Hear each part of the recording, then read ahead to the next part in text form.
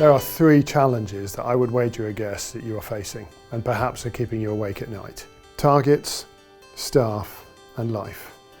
You've got higher and harder targets to hit, your staff are causing you headaches and yet you need to get more out of them and your life is out of balance.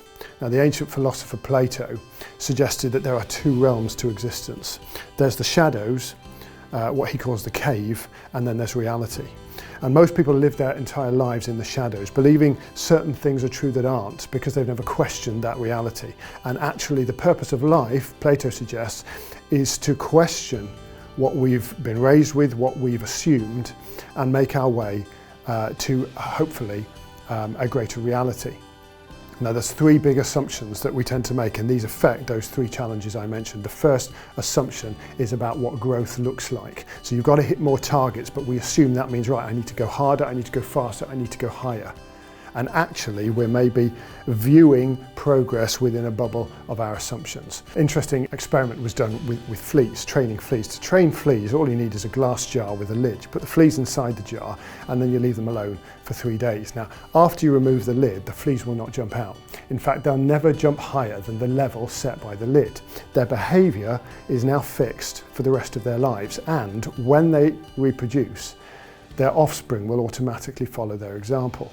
See, I think this is fascinating because fleas can actually jump up to 2 meters, but these fleas are jumping just 3 inches because they've been conditioned to see their potential a certain way. And the same is true of human beings. We assume that I must go further, I must go harder, I must just do the same thing, but with more vigor, more energy, and more time. And actually what you need to do is to change the game. In 1958, a guy called Dudley Bloom pitched his idea to the Atlantic Luggage Company to put wheels on suitcases. He was laughed out of town. No luggage company was interested in this idea. In fact, they actually said, who would want wheels on a suitcase?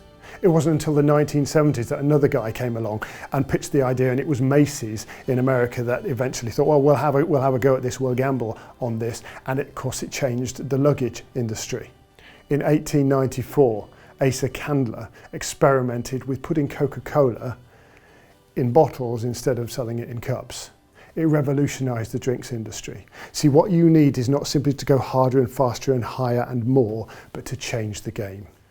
The second assumption that people make is about people and what makes people tick. The assumption that in order to get more out of our people, we need to either flog them harder or offer them more perks. But in actual fact, science has long since shown that that is an ineffective and often counterproductive way to draw the best out of our people. In actual fact, potentially that's what's contributing to the current mental health crisis. Mental health is costing UK businesses £8 billion a year at the moment because people aren't coping in the context, in the situations that they're facing. An interesting study on productivity was done by an evolutionary biologist called William Muir. He wanted to look at productivity and he used chickens in his example. Easy to measure productivity in chickens because all you need to do is count the eggs. So he established two groups. One set of chickens he left alone for 6 generations. The other group, he selected the most productive chickens and bred only those for 6 generations. After 6 generations, I wonder what you think had happened. Well, the first group was thriving, more productive than ever.